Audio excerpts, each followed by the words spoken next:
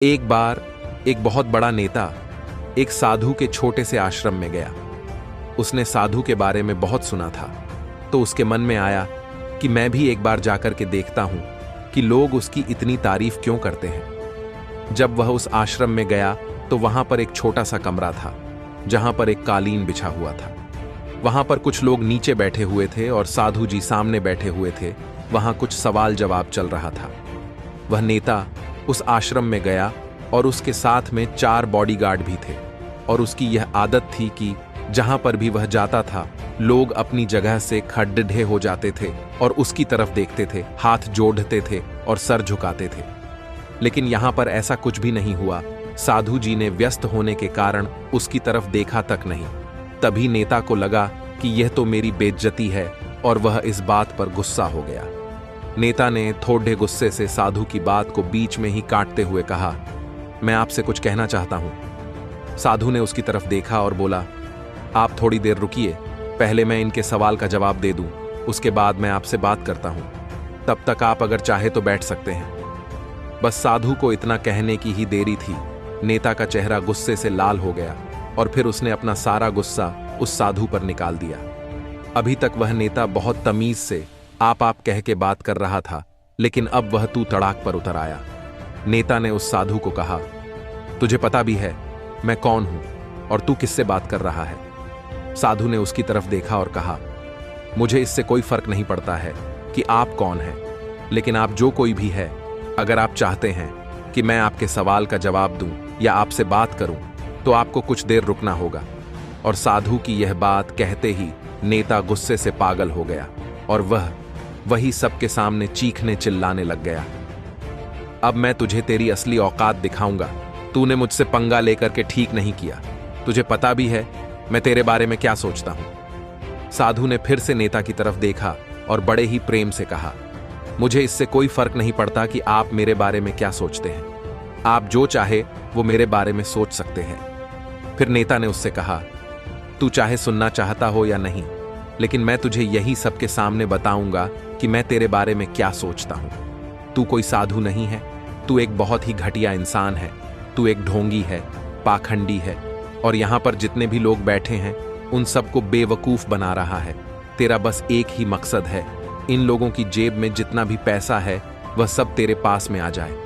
तू अपने फायदे के लिए इन लोगों का इस्तेमाल कर रहा है, और अब मैं तुझे नहीं छोड़ने वाला हूं। पूरी दुनिया के सामने तेरा पर्दाफाश करके रहूंगा। लेकिन उसके इतना बोलने के बाद भी हल्की सी मुस्कान उस साधु के चेहरे पर बनी ही रही। ये देखकर वह और भी तिलमिला गया और उसने कहा, अब बहुत हो गया, अब मैं यहां 1 मिनट भी नहीं रुकने वाला। लेकिन अभी भी तेरे पास एक मौका है। अगर मुझसे माफी मांगनी है या मुझसे कुछ कहना है तो कह सकते हो। इतना सब होने के बाद भी साधु के चेहरे पर एक हल्की सी मुस्कान थी और वह बिल्कुल शांत थे। फिर साधु जी अपनी जगह से उठे और बोले, मुझे आपसे कोई गिला शिकवा नहीं है। आपके लिए मेरे मन में कोई भी गलत ख्याल नहीं है। जो भी मेरे बारे में आपने कहा वह आपकी अपनी सोच थी, तो मुझे आप में कोई भी बुराई नजर नहीं आती है। मुझे आप बहुत ही भले इंसान लग रहे हैं। और साधु के इतना कहते ही नेताजी का दिमाग 7वें आसमान पर पहुंच गया। उसके चेहरे पर एक अजीब सी खुशी थी, क्योंकि उस साधु ने वही कहा जो बाकी सब लोग उस नेता को कहते हैं। और वह खुशी खुशी उस आश्रम से अपने घर की तरफ चला गया। अगले दिन वह अपने पिताजी के साथ में बैठा हुआ था। उसके पिताजी ध्यान में थे। उन्होंने पूरी जिंदगी सिर्फ लोगों की सेवा की थी और बदले में कुछ भी उम्मीद नहीं किया था। थोड़ी देर बाद जब उन्होंने अपनी आंखें खोली और अपने बेटे को अपने साथ बैठा हुए देखा, तो उनके बेटे के चेहरे पर आज एक अजीब सी खुशी थी, जो आज से पहले उन्होंने कभी नहीं देखी थी।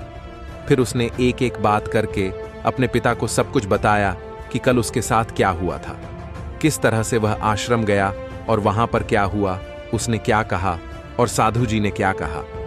जब उसके पिता ने पूरी बात सुनी तो वो थोड़ा सा मुस्कुराए और अपने बेटे को देख करके बोले, उन्होंने तुम्हारी तारीफ नहीं की, क्योंकि उन्होंने वह नहीं कहा जो तुम हो, उन्होंने वह कहा जो वो खुद है। और तुमने जो कुछ भी उनको कहा वो नहीं कहा जो वो है, बल्कि तुमने वह कहा जो तुम खुद हो। यही बात वेदों में भी कही गई है, यथा दृष्टि तथा सृष्टि। ये दुनिया तुम्हें वैसी नहीं दिखती जैसी यह दुनिया है, यह दुनिया तुम्हें वैसी दिखती है जैसे तुम खुद हो। जिसकी नज़र जैसी है उसके लिए यह दुनिया वैसी ही है। तो अगर तुम अपनी दुनिया को बदलना चाहते हो तो उसका सिर्फ एक तरीका है, पहले अपनी नज़र को बदलो, दुनिया अपने आप ही बदल जाएगी। और अगर आपको अपने जीवन में सक्सेस पाना है तो ये काम जल्द से जल्द कीजिए। दोस्तों, अगर आपको ये कहानी पसंद आई हो तो वीडियो को लाइक करके अपने दोस्तों के साथ भी शेयर कीजिएगा। ऐसी और भी पसंदीदा कहानियों के लिए हमारे चैनल को सब्सक्राइब जरूर कीजिएगा।